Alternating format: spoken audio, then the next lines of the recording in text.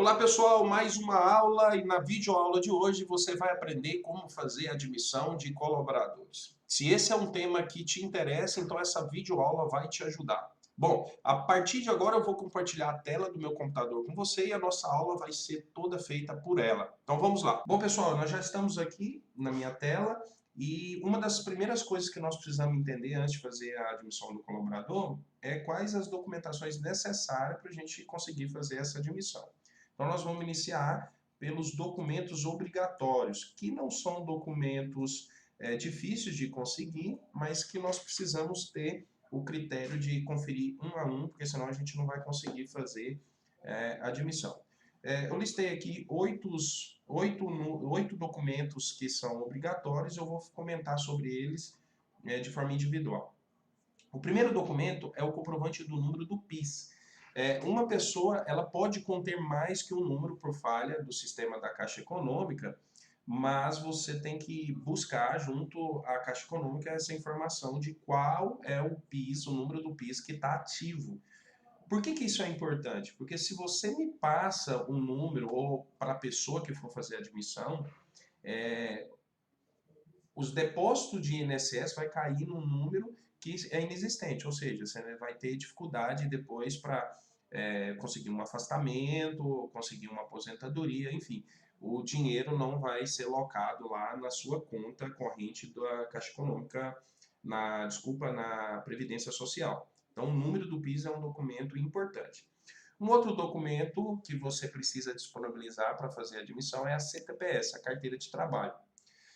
Com baixa, você precisa de garantir que essa carteira ela já foi baixada no último emprego, ou seja, a última empresa foi lá e garantiu lá que você fez a demissão, o desligamento da empresa, tá?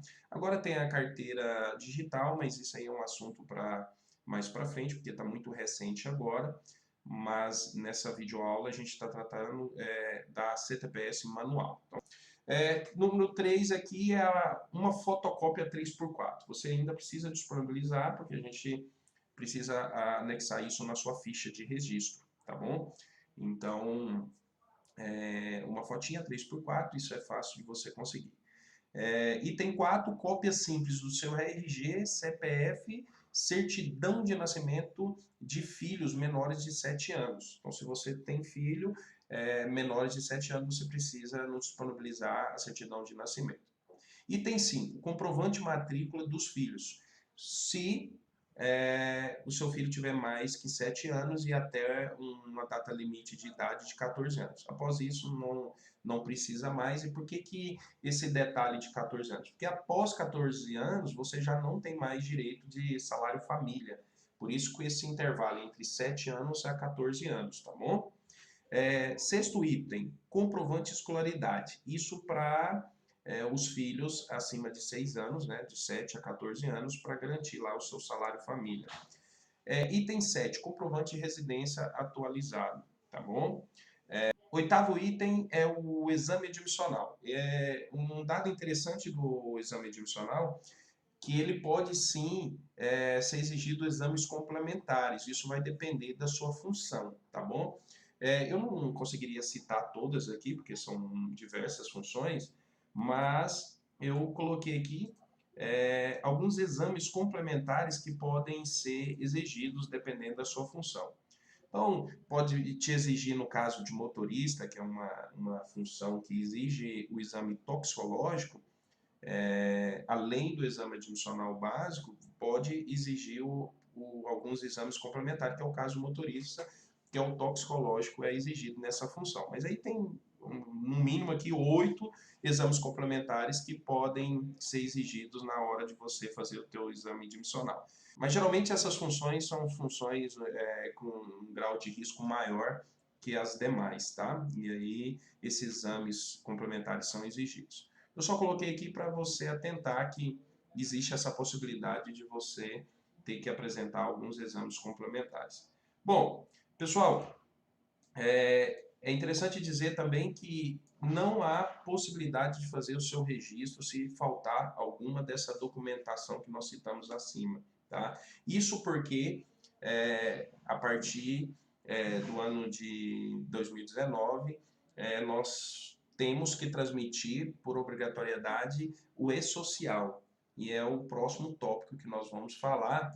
O que é esse e-social? O e-social é um programa do governo federal que tenta consolidar o envio de informações pelo empregador. Então, ou seja, pega todas as informações do empregado e da empresa, consolida num único software e ele faz essa junção, essa relação entre empregados e empregador. A ideia inicial é unir mesmo todas essas obrigações trabalhistas, tá bom?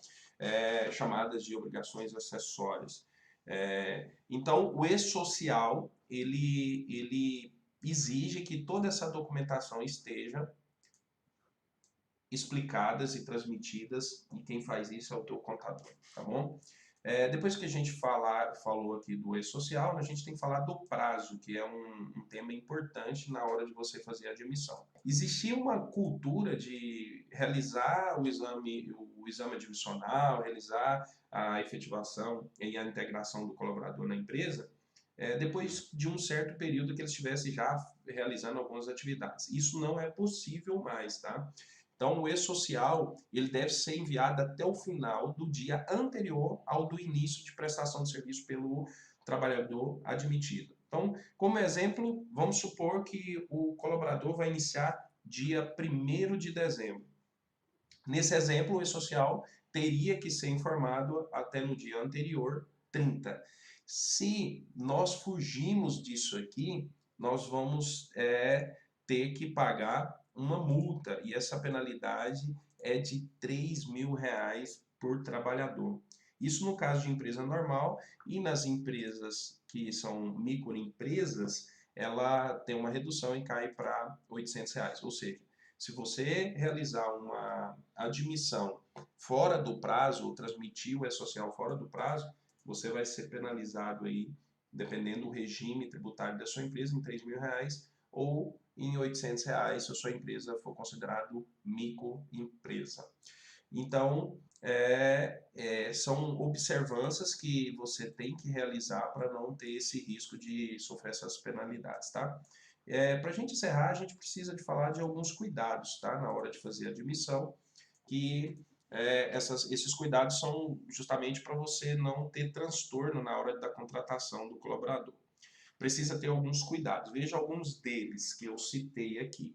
Primeiro, verificar a convenção coletiva. Qual é a convenção coletiva do colaborador? E depois você precisa verificar quais são as obrigações que precisam ser cumpridas dentro da convenção coletiva. Então, só para a gente citar um pouco aqui, lá na convenção coletiva que nós vamos decidir se tem algum benefício para o empregado de forma personalizada aquele segmento. Quem faz isso aqui geralmente é um profissional da área da contabilidade ou um RH da empresa, tá bom? Mas é uma observância que não pode deixar de fazer na hora de contratar o colaborador, verificar a convenção coletiva. Um segundo ponto importante é realizar o preenchimento da CTPS, ou seja, depois que você fazer o registro, você precisa, para o colaborador que ainda tem a CTPS manual, você precisa garantir que todas as informações da admissão estejam constando lá na CTPS, tá bom? É uma observação importante para você não deixar de fazer. Terceira e última menção aqui de cuidado é você garantir que essa devolução da CTPS ocorra no prazo de 48 horas para o colaborador. A dica aqui é você não entregar essa CTPS sem um protocolo de devolução para resguardar a entrega e não ter problema depois, tá bom? Eu já vi exemplos de funcionários perderem essa CTPS e depois acusar o empregador e vice-versa, tá bom? Então, para evitar esse tipo de transtorno, você faz um protocolo. No caso do nosso escritório aqui, se você precisar, a gente envia esse protocolo, tá bom? Pessoal, nessa videoaula de hoje, nós aprendemos aqui alguns cuidados, prazos e documentos obrigatórios que nós precisamos realizar de forma correta, tá bom? Bom, então é isso aí. Na videoaula de hoje nós aprendemos sobre como contratar ou como realizar uma admissão para os colaboradores. E se você gostou dessa aula, compartilhe, escreva aqui no comentário. Se você tem alguma dúvida, entre em contato conosco, nós estamos aqui para te ajudar. Lembre-se, sempre tem um contador aqui tentando facilitar a sua vida aí do outro lado. Um abração e até mais.